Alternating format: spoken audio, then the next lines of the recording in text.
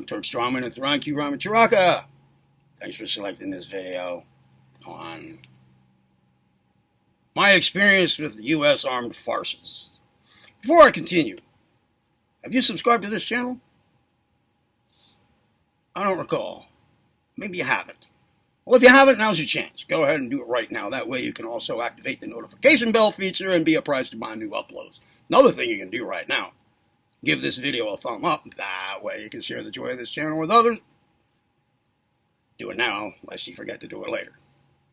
My experience with the U.S. armed forces. Just a moment. It's storytelling time. But this is a true story. Well, before that, a brief note. I've uploaded a few videos lately after I hit number 800, and then I've deleted them. I just didn't really seem to have a point. I think I'm running out of things.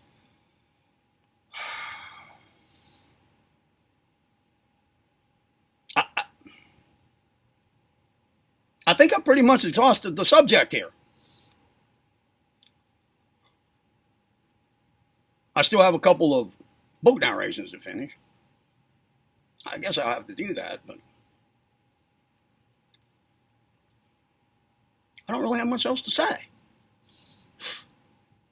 Now and then I have uploaded some videos regarding experiences in my own life, and usually they've been odd or of the paranormal nature or difficulties. I haven't really given any experiences from my own life here that are wonderful. Just really cool. Well, I guess I'll do a couple of videos like that. Let's do this first here now. My experience with the U.S. Armed Forces. You may know that now and then I've mentioned that I was in the United States Navy. I had a 6-year enlistment, and I was trained to be a weapon fire controlman on surface ships. And I was assigned to a brand new Aegis-class cruiser, the USS Chancellorsville. I was assigned to it before it even came out of the shipyard in Pascagoula, Mississippi. And I was stationed in San Diego. I was selected as a plank owner on the boat. That means original crew. Original crew is handpicked. And for the Chancellorsville, they were after looking for the very top sailors. And I was one of them. Now we'll wrap it back around and come to that later. Why did I go into the Navy? I was never military-minded. I was never war-minded. I was never really violence-minded, although I have carried a somewhat violent streak with me, and it has shown up at times as a result of my borderline personality disorder.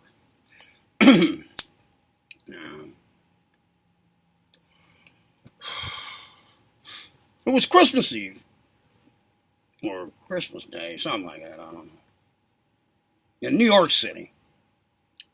I was kind of homeless. I was kind of like that half my 10 years there. But I was never out on the street, unless I wanted to be. I was usually at least with my best friend, best damn man who ever did live, Jimmy. At least with him, we would usually commandeer abandoned and condemned buildings on the Lower East Side, back then known as Alphabet City, of Manhattan, New York City, the city, the big one. Back then it was a lawless neighborhood, highly volatile, highly creative, pretty dangerous if you weren't from there. All right. We would commandeer these buildings, throw out the junkies, and throw out the winos. Sort of a feat in itself. And live in that. Well, at this time now that I'm referring to, I was staying in a building that I was remodeling inside for a guy who was doing it for the architect who had it, the inside of this whole building, 6 stories, and a basement. He designed it himself. It was quite unusual inside. And now I was painting and doing some other stuff, making some repairs on walls and what have you. I was just standing there. Now this was on, excuse me, the same street. I think it's 2nd Street or 3rd Street, something like that. I guess maybe between avenues, First Avenue and A Avenue, something like that. It was the same street as the men's shelter in the Skid Row area, right near what used to be called the Bowery, which was, that was Skid Row, man, and it was hard to tell the difference, especially at night, between people laying on the sidewalk sleeping, people laying on the sidewalk passed out, people laying on the sidewalk blacked out, people laying on the sidewalk unconscious, people laying on the sidewalk injured, and people laying on the sidewalk dead. Just standard practice, step over. All right. Now, the men's shelter was where, well, the residents in the men's shelter on that block were pretty much the criminally insane. Very dangerous place to be. Numerous times. Now, firearms are illegal in New York City, unless you have a really good reason to have one and then you have a license for it. Otherwise, you cannot have one. I saw people now and then, I hear gunshots and so forth, on that block. And I look, and there'd be somebody carrying a freaking sawed-off shotgun right across the street, They'd be in the men's shelter with this stuff. For protection, at least. So this was kind of a bad area. Now, I had another friend. His name is Steve Go. Nickname, Whirlwind. We were in this building that I was staying in one night. I think it was Christmas Eve.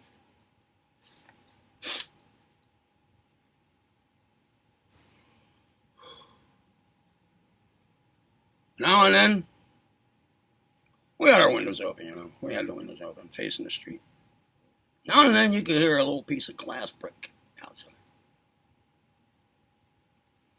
And Whirlwind joked that another crackhead dropped his pipe, and it broke on the streets. Well, then he started to talk about children, safe, indoors, Christmas Eve. Snow was falling a little bit out there, just a little. He was talking about children being safe at home and how that wouldn't have to be that way. And in the present day, present period of humanity, probably the only thing that keeps it the way it is the military. And he said, for example, the Navy. Ships.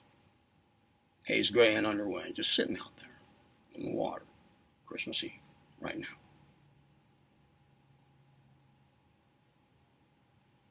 With his crew. Rather be at home with their children right now. But they're not. They're out there. Haze gray and underway. Anywhere in the world. Just being there. Just making a presence.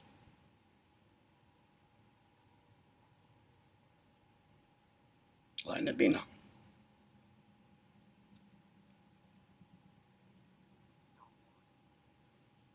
Just letting it be known. Like, don't screw around. Our children are at home and they're safe and they're going to stay that way as long as we're here.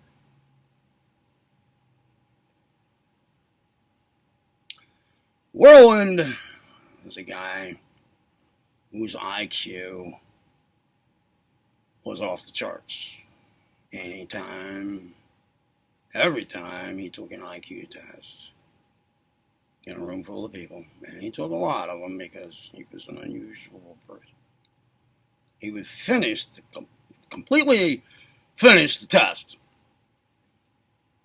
in less than half the time of the next person who finished the test. The number 2 person, done. And he always scored perfectly. Now, the highest score available is at 200. 200 IQ, an IQ of 200.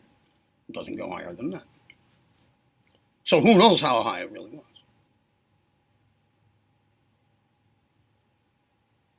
I respected his intelligence, and I respected what he had to say. He suggested to me that perhaps my days in New York City were done. Maybe there are better things I can do with my life. He said, why don't you go in the Navy? Why don't you enlist in the Navy? I said, what the hell for? He said, the children. The children.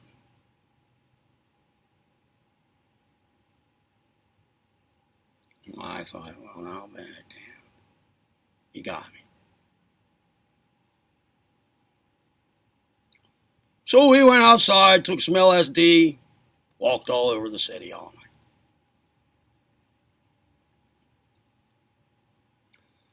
Now, I'm saying I think it was Christmas Eve. It had to be, because that's what I remember, and that's why this whole conversation had come up. But why would the recruiting station in Times Square be open on Christmas Day? But I think they were.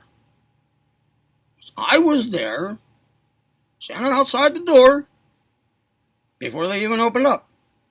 Times Square Armed Forces Recruiting Station. When they opened the door, I walked in, carrying a 40-ounce bottle of beer, looking pretty dragged out, coming down from the LSD. I walked into the Marines area. I think they were first in there. All 4 branches were there. And I asked the Marines, this Marine said, can I help you? I said, I'm looking for the Navy. And he said, the Navy? Yeah, boy. Back there. I went back there.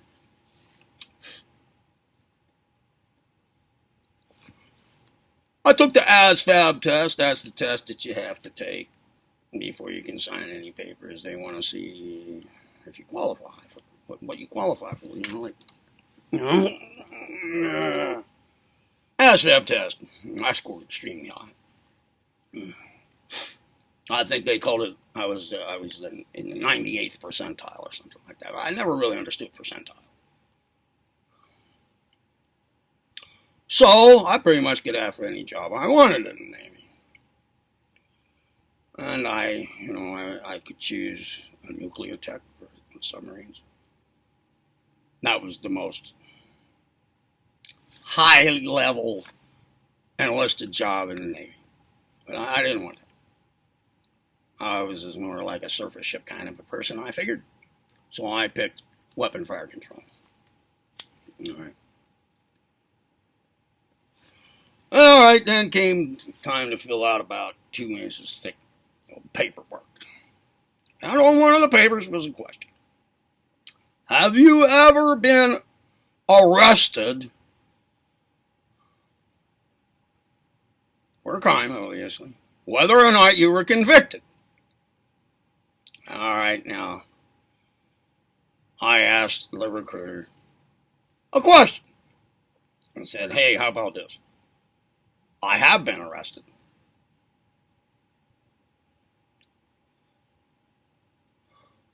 I'm not convicted. He said, then just put no. I said, then that would be a lie, wouldn't it? A fraudulent enlistment or something? And he said, no, not really, because they're thinking of changing that question.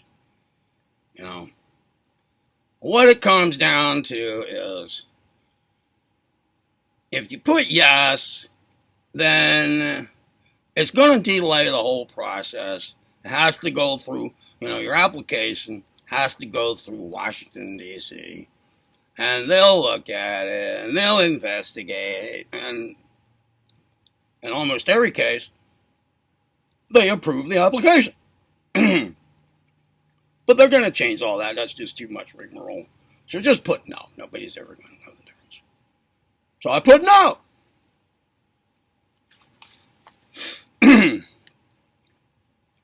I enlisted. I went back and told Whirlwind. I did it. And I said, now, I had to take a 6-year enlistment for this training. The first 2 years are all going to be school. And he said, yeah. It's a rather serious job you took. And I said, how about this? I'll bet you that I'll go through 2 years of school and then I'll get an honorable discharge. I won't have to do my 4 years of active duty. I'll bet you. What do you think? And he said, yeah, dream on. Oh, yeah. Uh-huh. You're going away for 6 years, buddy. Well, all right. Now, I was 28 years old. I didn't like people telling me what to do and so forth. I soon discovered that the military was just chock full of people younger than I who really seemed to get a lot of pleasure out of, making derisive comments to people who were lower ranked. Real smart asses, man. People with a power trip, an ego problem. And they would do it because they could. What are you going to do? Go get another job? Quit? No, you can't. No. The government owns you now. Well, I didn't like that kind of stuff. So I made sure they had no reason to do that with me. The highest score you can get on any evaluation, uniform inspection, room inspection, barracks inspection, anything like that, is a 4.0. Uniform inspection after uniform inspection, all kinds of inspections. I always got 4.0s. And in every school I was in, I was top of the class.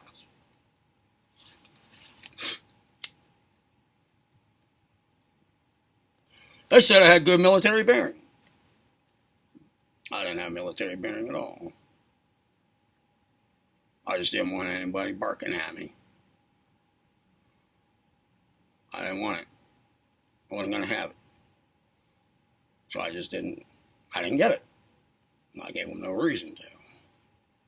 None. Okay. I was in my third and final school. Dam Neck. That's what it's called, Dam Neck. Naval Training Center. Just a few miles south of Virginia Beach, in Virginia. We had our own beach, naval base. I remember something funny, my roommate, my barracks roommate, and I, we went to swim at the beach. Nobody else there. There was never anybody there. It was military property. But here lay two girls. One big towel. Getting some sun. Well, we came over a sand dune and we saw them, and immediately we ran over to the Navy Exchange on the base and we got some beer. And we went back with it. They were our girls now. What do you think they were doing there? Well, they took a liking to us. And I had my girl out there, I'm telling her how dangerous the waves are, and I'm holding on to her, We were doing pretty good together. When we finally came out of the water and were standing around, the towels and stuff there. And I tell a joke. Oh, I had been showing off a bit, doing some body surfing. And a couple of the waves were pretty good, and I took some tumbles underwater and so forth. Oh, she was impressed. I tell a joke. And when I get to the punchline, I move up close to my girl. I tell the punchline. And all the salt water that had accumulated in my sinuses decided to let go right then. And it just poured out of my nose like a faucet suddenly got turned on and it went right on her feet. I thought it was hilarious. She didn't. Our girls packed up and left. That was just an aside story, but it's true. Yeah, my roommate didn't like me after that. Yeah. Oh, yeah, when I want a wingman, I'll sure come to you, buddy. Oh, yeah, right, sure. Okay. All right, so I'm in my third and final school here. The close-in weapon system, CIWS or CWIS, phalanx, gun, fires up to 6,000 rounds a minute of 20 millimeter depleted uranium projectiles. Blows anything out of the air. Up to 10 miles. Ship's defense. Close defense. That's what it is. It was a 6-month school. 6 hours a day. 5 days a week. 2 months before I was done. I was already selected as plank owner.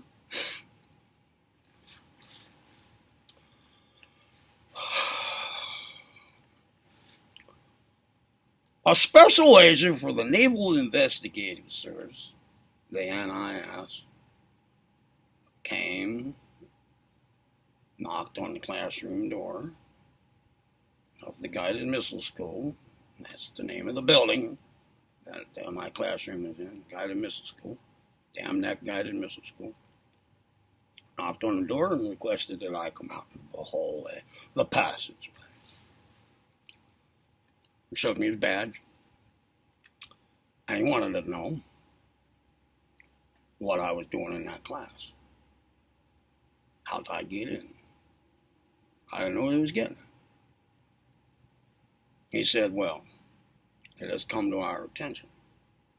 Oh, first, just a couple weeks before this, I have borderline personality disorder, all right? And one of the characteristics of it has a lot of characteristics. One of them is shifting sense of identity, and another one is shifting sense of values. Unstable value system. So what ranks high in importance to me one day might not the next day, might rank very low. It's kind of like a cognitive ping pong ball. You know what a mood disorder is. Your moods can shift radically. Well, borderline personality disorder is not a mood disorder. It's a personality disorder. That means everything can shift. Point of view, perspective on affairs, what's important, my role in the world, and all of that. Well, it came to me one day, after all this training, I was ready for anything. I really was. I was ready for radiological, biological, chemical warfare. I was ready for fires on ships. I was ready for anything. I finally was. Took a lot of changing inside. But I had to remind myself about the children frequently to keep going. I was finally ready. Okay. But one day, it all shifted, and I wrote a request chit, which is a little request form, to my LPO, leading petty officer,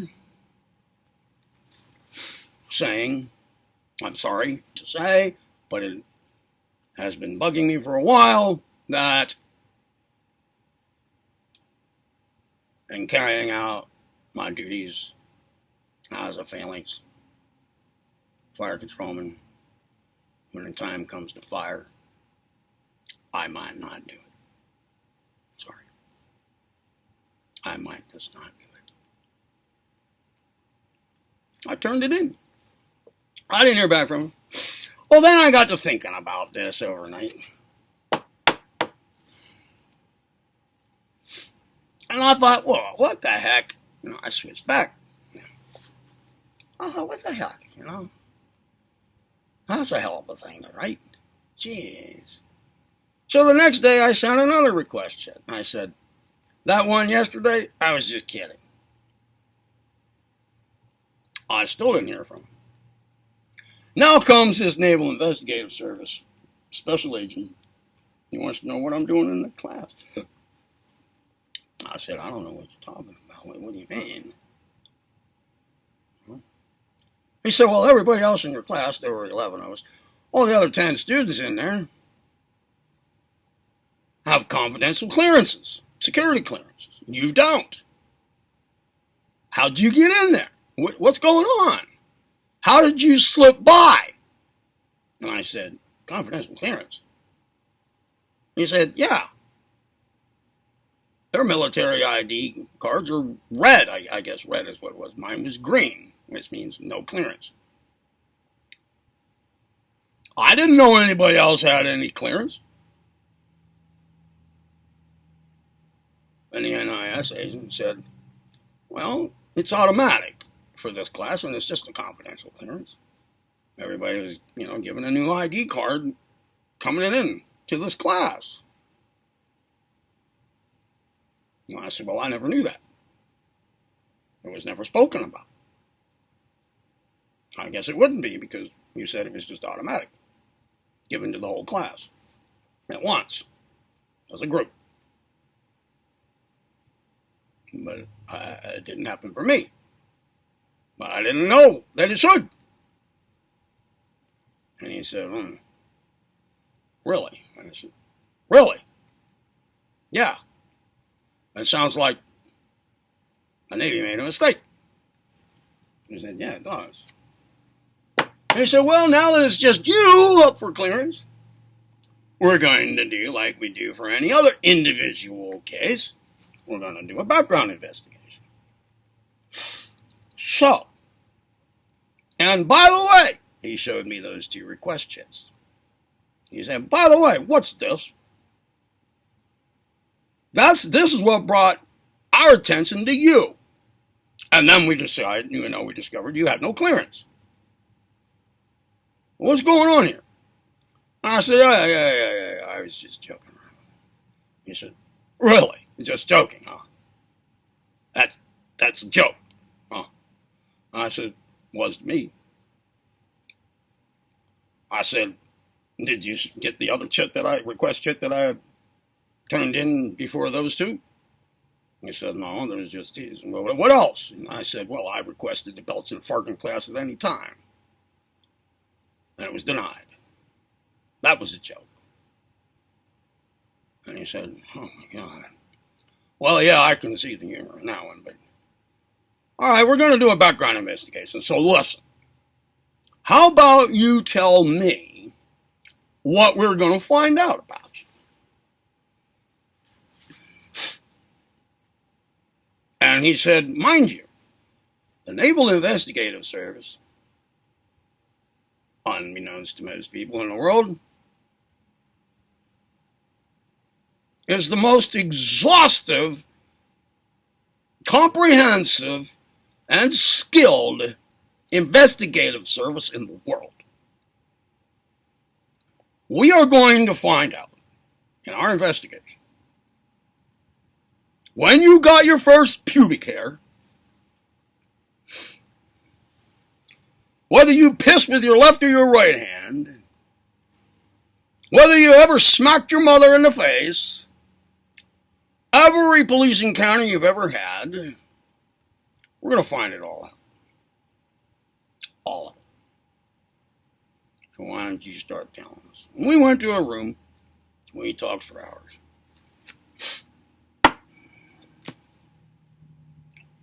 I told him everything.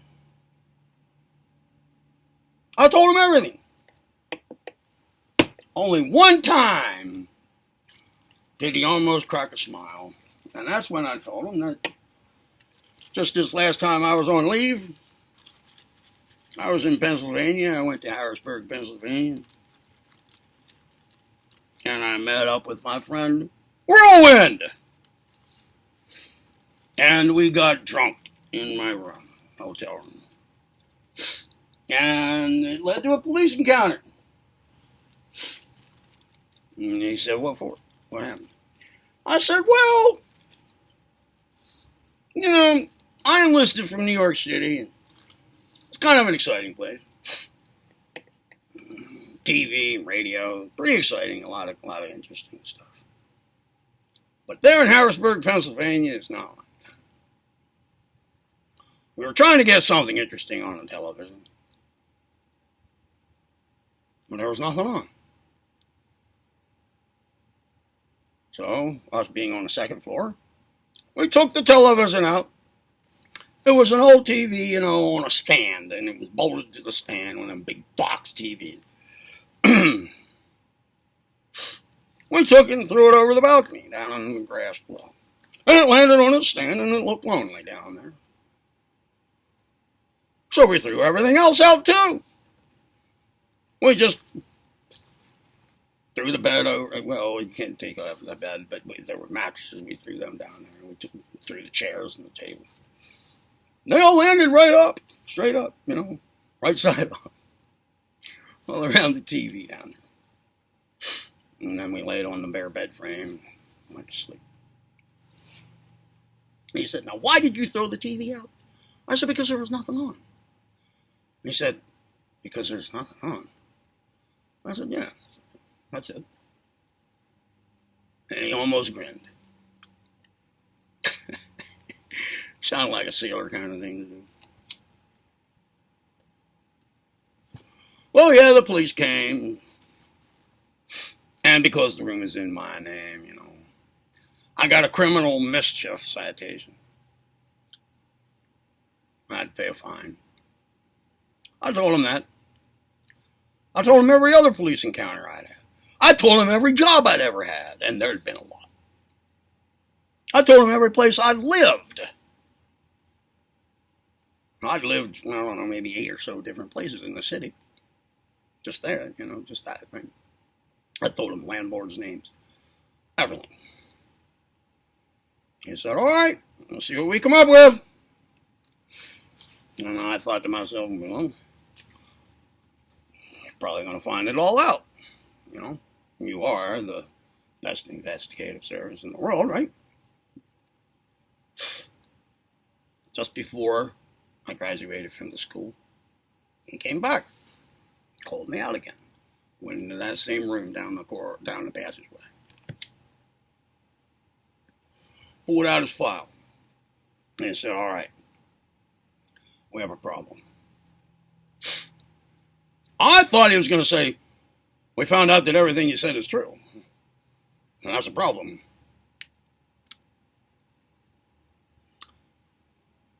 I'll tell you what he found out, guys. The only thing that he was able to confirm was that I had lied on my enlistment papers. That was it. Fraudulent entry.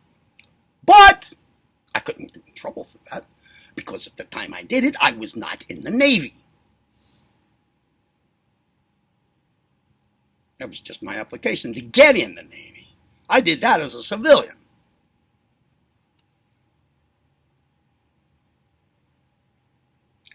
Everything else I told him, every bit of it, he could not find out. His investigation failed on every account. Every one. He went through the whole thing with me. He showed me the results. He showed it to me. For example, the Harrisburg City Police, over that motel incident, he called them. And they said, well, we'd like to help you out, but we're in the process of moving to a new location right now. All our files are in boxes. Some of them are in shipment right now. It's a mess. We're not going to look it up. This is before everything was stored on computers and so forth. And there's paperwork. And he could not confirm it. Here's another example. A place of employment. I had done some renovation work at a store on West Broadway, just next to Canal Street. The place was called Soho's At. The two guys who owned it, Daryl and Stan, they were kind of like old hippies. I guess they didn't like law enforcement and government much. He called them, and they both got on different extensions of the phone. And when he asked them about me, they said, we have no idea who you're talking about. And if we did, we wouldn't tell you anyway. Don't call back. We have no interest in talking to you. Another failure. He couldn't confirm shit. So now, yeah, there was a problem. They had no idea who the hell I was. They had no clue. And I'd gone through all their schools and graduated top of the class, and I was a plank owner. My inspections were perfect. I was a 4.0 sailor in every regard. But they couldn't keep me. They couldn't retrain me for another job because of the fraudulent entry. They couldn't give me a confidential clearance now because I completely flopped on a background investigation. They completely flopped on it. You understand the situation here, guys? They fucked up. Big time. At every turn, they screwed up.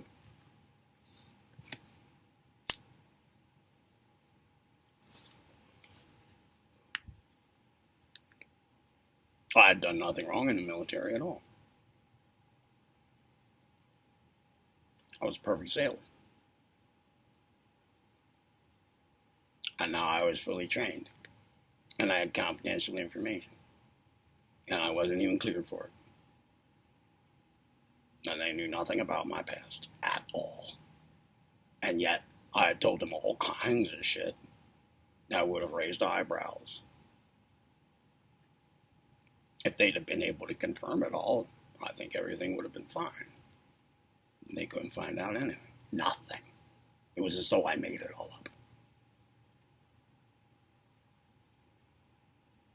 So they gave me an honorable discharge. I was several weeks short of 2 years when I had to go see the JAG, Judge Advocate General, a lawyer, a naval lawyer. He asked me, do you want to be in the Navy? And I said, absolutely, which was a lie. But I knew by then that the Navy is infamous for giving you the opposite of what you say you want. If you want to be stationed on the East Coast because that's where your family is, you request the West Coast. It's a known thing. Then you'll get the East Coast. You say, I want to be on the East Coast with my family, you'll get assigned to the West Coast. Almost certain. Here I was. Out of my 3 classes, I got choice of port, choice of weapons system, and what was it? Choice of something else. I forget what. That's a rare thing. You usually just get your orders. I was allowed to pick and choose. And yet, I was going to get thrown out of the Navy. With an honorable discharge, guys. Prematurely terminated from the military. Discharged. Honorably. That's unheard of. They waited 2 weeks and 9 days to do it. 2 years is the minimum time in the military required to have Veterans Administration services for the rest of life. They waited until I had it. And then I was gone. So I have Veterans Administration medical service for the rest of my life at no cost. I have free medical. I never went to sea. I never fired a weapon. I never did anything but go to school. I showed up back in New York. And the whirlwind was there. And I said, guess what? I wish we'd made a bet. Back when I said, you just watch. I'll go through school and then get an honorable discharge. I wish we'd made a bet on that because, and I pulled out my DD 214 paper. That's my discharge paper. I showed it to him. Honorable discharge. The only condition on it was that I would never be allowed back in any branch of the military. Never. Which was fine with me.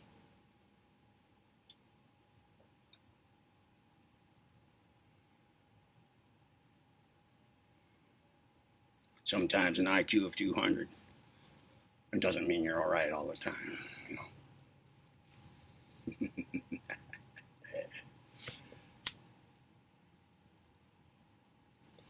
I called up Pennsylvania representative in Washington, D.C., and I told him what happened. I said, I'd kind of like back in. And he said, well, you're damn right. That's where you should be. You didn't do anything wrong.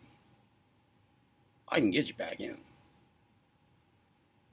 I can get you back in the military. I can get you back in and you'll just pick up where you left off. He said, but there's one problem. I guarantee you they'll find a reason to court-martial you. They'll make one up. Because they're not going to like it.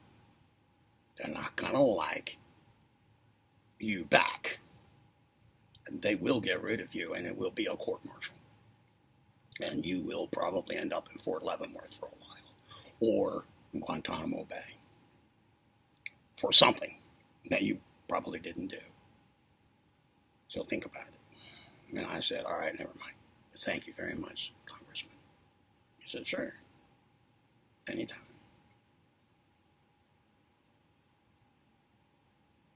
That's my experience in the U.S. armed farces. The military.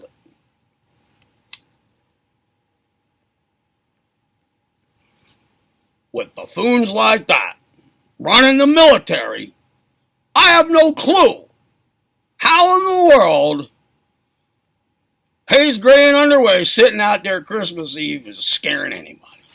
I have no clue. Oh, that's right. They do have big ass guns. They've got some big ass shit. Yeah, they do. And they have weapon fire controlmen who don't do shit like say one day, I'm not going to do it, I'm not going to fire. And then the next day I was just kidding. No, I mean, they don't keep people like that around very much. I don't think anybody ever did that before. I'm not sure that in the recent history of the U.S. Armed Forces, anybody had the experience I did. I don't think so. I think it's hilarious. Like the video? Thumb up! Didn't like it? Thumb up! Subscribe, get notified, share the joy of the channel with others. Thanks for selecting this one. I'm Turkstrongman at the r.i.p. Be well.